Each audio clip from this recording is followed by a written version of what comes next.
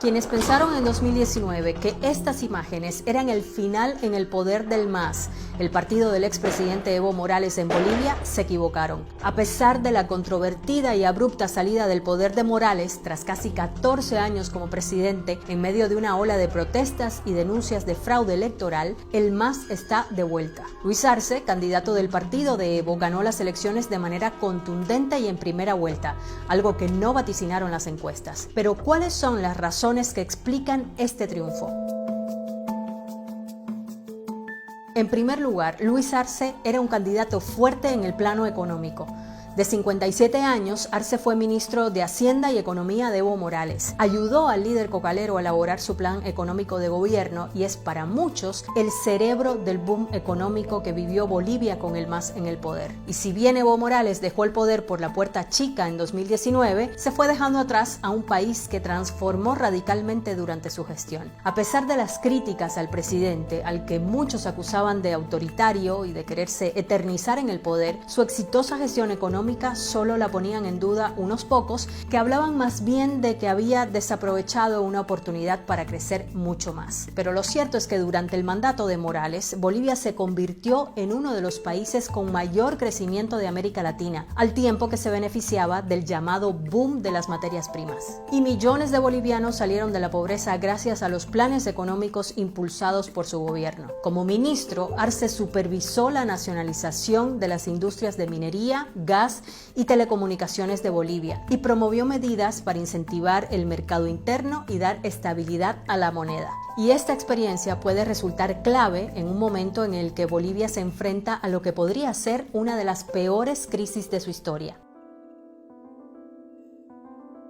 Otro elemento que empujó a este triunfo es la popularidad y la base consolidada del MAS y de Morales. Cuando Morales dejó el poder en 2019, dejó a un país profundamente dividido y polarizado. Por un lado, aquellos que apoyaban su salida tras las denuncias de fraude electoral y por otro, aquellos que lo defendían y que lo consideraban su legítimo presidente y que aún defienden que lo que ocurrió en Bolivia fue un golpe de Estado. Y si bien el apoyo al presidente fue mermando en los últimos años de su gestión, Morales mantenía una base electoral fuerte. Evo Morales llegó al poder en 2006 haciendo historia al convertirse en el primer presidente indígena de Bolivia. Un hecho paradójico en un país donde alrededor del 45% de su población es indígena, pero que da la medida de la poca representación que había tenido este sector, que terminó convirtiéndose en una base fuerte y sólida para Morales y su partido. La misma base que defendió en las calles al líder cocalero cuando dejó el poder y que fue duramente reprimida por el gobierno de la presidenta interina Yanine Áñez. Y también la base que salió a votar en favor del candidato del MAS, mostrando en las urnas que aún pueden ser mayoría en el país.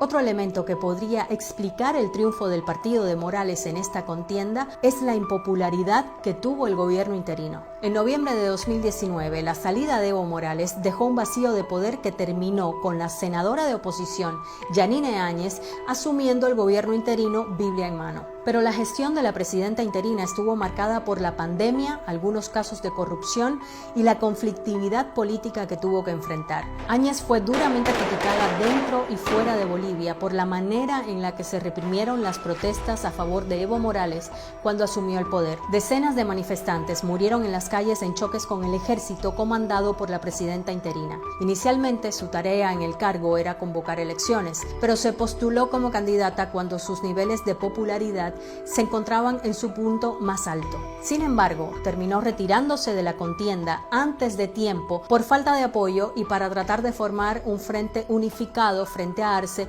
con el que evitar el regreso del MAS al poder, algo que evidentemente no logró. Pero sin duda, como para casi todos los mandatarios del mundo, la pandemia del coronavirus fue una de las pruebas más difíciles para la presidenta interina. Áñez, quien fue contagiada por el virus, ha sido muy criticada por su gestión durante la pandemia. Las devastadoras imágenes en el mes de julio de centenares de cadáveres en las calles de La Paz y Santa Cruz daban cuenta del drama que enfrentaba Bolivia, el tercer país con más muertes por millón de habitantes del mundo, detrás de Perú y Bélgica. Y a estas cifras se se unieron las denuncias de corrupción durante la gestión de la pandemia. Uno de los casos que más ruido hizo fue el del ministro de Salud, Marcelo Navajas, que fue destituido y detenido por el sobreprecio en la compra de respiradores. Además, en el plano económico, la larga cuarentena golpeó fuertemente a uno de los países con mayor tasa de economía informal. Todo esto dejó peor parado al gobierno de transición y supuso un terreno abonado para el contundente retorno del MAS al poder en Bolivia. Aunque será sin dudas un retorno difícil